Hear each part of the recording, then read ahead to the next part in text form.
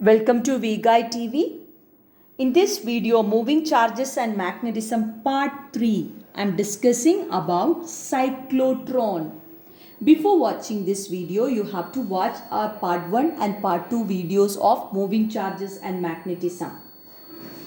What is a cyclotron?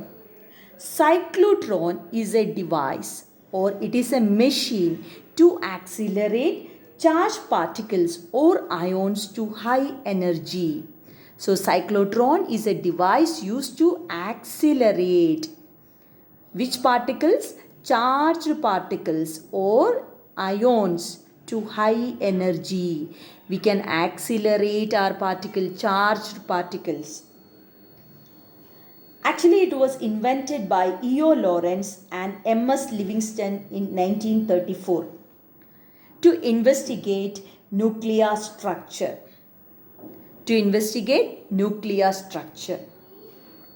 Now, before going for its construction and working, I'm telling what is the principle of cyclotron. The principle of cyclotron is the frequency of revolution of the charged particle in a magnetic field is independent of its energy. Okay, so after explaining all, you will understand what's the meaning of this sentence. The frequency of revolution of the charged particle in a magnetic field. I told we are accelerating charged particle. So that particle frequency, which particle is accelerating? That particle frequency. Okay, frequency, it is independent of its energy. It means frequency is not depending on its energy. Okay, now in cyclotron we use both electric and magnetic field. In cyclotron we use both electric and magnetic field. And electric field and magnetic field are perpendicular to each other. Therefore, these fields we call by a name crossed fields.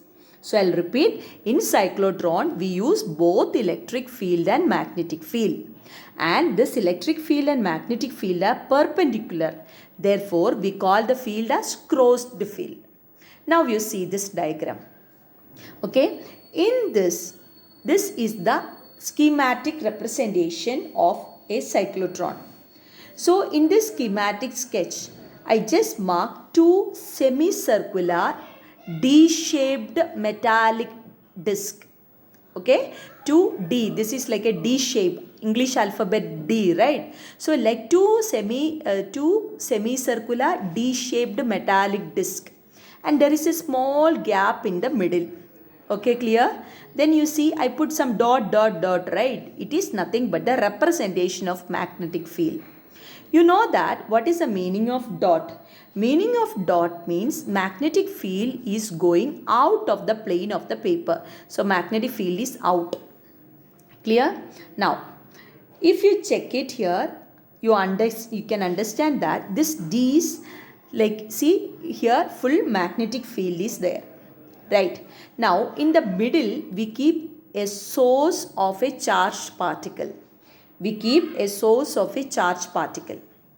Another one, you see an oscillator here. Oscillator means we are supplying electric field. And it is oscillator. It means it is oscillating. Oscillating means we are giving positive polarity, we are giving negative polarity. It means like it is oscillating. First time, the D is getting positive polarity means after a cycle it gets a negative polarity. I'll explain those all. Now you just see these D's are attached to an oscillator. Oscillator provides electric field and this dot means magnetic field. And we have two semicircular metallic discs and SC is the source I told. And here there is an exit port and a deflecting plate we kept. Right? Now, you have to remember what is the arrangement here.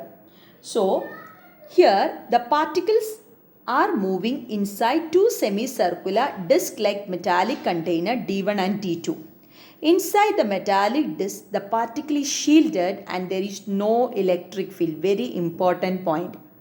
When a particle is here, See, it is subjected to a magnetic field and it is entering into the D, means inside the D. Here, inside the D, there is no electric field. Electric field, when it is coming out, when the particle is coming till here, then only electric field is getting. So that only I have written, inside the metallic disc, particle is shielded and no electric field.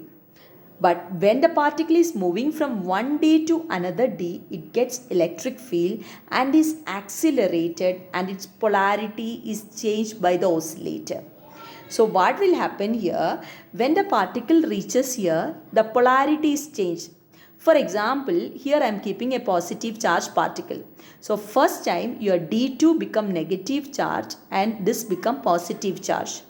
So the positive charge particle move towards negative, right? So it moves a half cycle. It moves a semicircular path, and when it reaches here, this become negative and this become positive.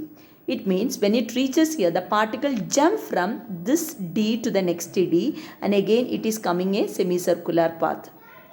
When again it reaches here, this oscillator reverses the polarity in which this become negative D and this become positive D. So it will repel this positive charge particle towards the next D. Like that, the particle start to oscillate, or the particle starts to rotate in this inside the 2Ds. I repeat, we have a positive charge particle, positive charge source, I am keeping it here. And we are allowing the particle to enter perpendicular to the magnetic field. So when it enters perpendicular to the magnetic field, I discussed in the previous video, it goes in a circular path, right? So it is going like this path, and when it reaches here, this oscillator reverses the polarity so that the positive charge particle jump from first D or D2 to D1 because they reverse the polarity. Again it follows a semicircular path and it jumps to the next D. Now you see, as it is rotating, the radius keeps on increasing. That only I gave it here a sentence. The particle is always accelerated. So this, with the help of this oscillator, it is reversing the polarity. At the same time, it's getting accelerated. Particle is getting accelerated. So the radius is increasing. Now you see here, the particle is accelerated with electric field. As acceleration increases, the energy of the particle also increases. If energy of the particle increases, radius increases. So that is the reason why we are getting a spiral path. Okay, remember? So what I told in cyclotron, we use both electric and magnetic field and we call it as a closed field. And inside the D, there is no electric field. A particle is entering into the first D perpendicular to the magnetic field so that it goes a semicircular path, and when it reaches here near the D, the oscillator reverses the polarity and also it's getting accelerated. So the particle jump from one D to another D and again it moves in a semicircular path. Like that, the particle is getting accelerated, so the radius increases, kinetic energy also increases, so path will become a spiral one. And you see, the whole thing is enclosed in an evacuated chamber to minimize the collision. And whenever it acquires a required radius, we can just take with the help of a deflecting plate, it will come out to the exit port.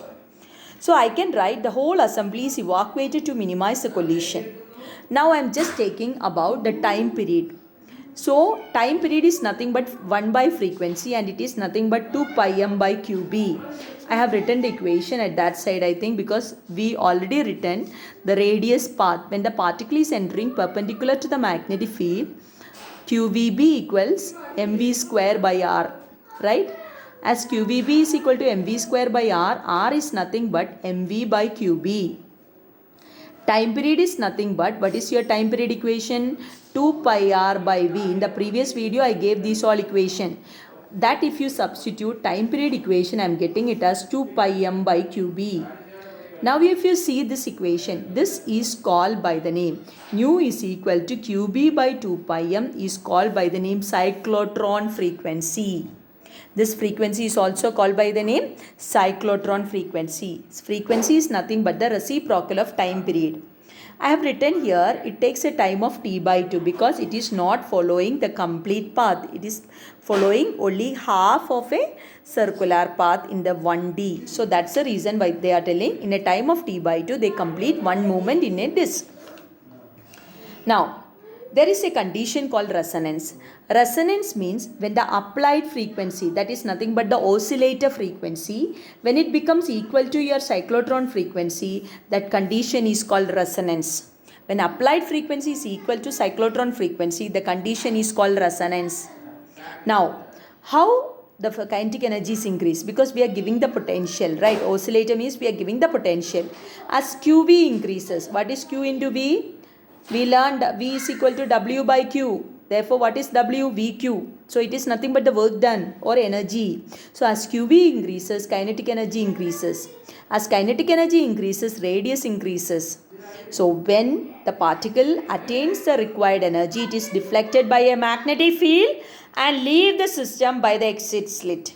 So I can write the equation for radius as r equals mv by qb. If you need velocity, it is v equals qb r by m. Velocity is qb r by m. Now check it here. I can write another relation for kinetic energy, because I told you here the particle moves, right? The particle moves. Particle moves means particle is getting accelerated. As a particle is getting accelerated, radius increases, kinetic energy. Radius increases, kinetic energy also increases. So what is kinetic energy equation? Half mv square. V, you can write this equation. V is qbr by m. So I can write q square b square r square by m square. M get cancelled. So we can write the kinetic energy, a beautiful equation, q square b square r square by 2m. Q square b square r square by 2m. So we can tell that the cyclotron is based on the fact that time period of one revolution is independent of its speed or radius. So when we are taking the equation for time period is nothing but 2 pi m by qb. You see here, the time period is not depending. Time period is independent of radius, as well as it is independent of its speed, independent of speed. That only I told you first as a principle. What is the principle I told? The frequency of revolution of the charged particle in a magnetic field is independent of its energy. The frequency is not depending on radius, frequency is not depending on the time, not depending on the speed, and also it is not depending on the kinetic energy. Kinetic energy depends upon q square b square r square by 2m. So from this equation, kinetic energy is directly proportional to radius. So as radius increases, kinetic energy increases. But if radius increases or decreases, time period, it does not depends. Right? Now, why we need this device? It is a device used to bombard the nuclei with high energetic particle and study about the nuclear reactions. So it is used to bombard the nuclei with a high energetic particle. So we need an accelerated particle. So we use cyclotron to implant ions into solids to modify the properties and to synthesize new materials. To implant ions into the solid, we can implant an ion into a solid. Why we are doing that? To modify the property of that solid and also to make new material, also to synthesize new material. We need cyclotron. And also it is used in hospitals to produce radioactive substance, which is used in diagnosis and treatment. It is used in hospitals to produce radioactive substance, which is used in diagnosis and treatment. But it has some limitation, because we need charged particle. Only charged particle we can accelerate with the device. Electron cannot be accelerated with the device, because if you see this equation, we can understand that kinetic energy is inversely proportional to mass. Mass of electron is very small, so this device is not sufficient to hold that. So electrons we cannot be accelerated, as kinetic energy is inversely proportional to mass. Even neutron we cannot use.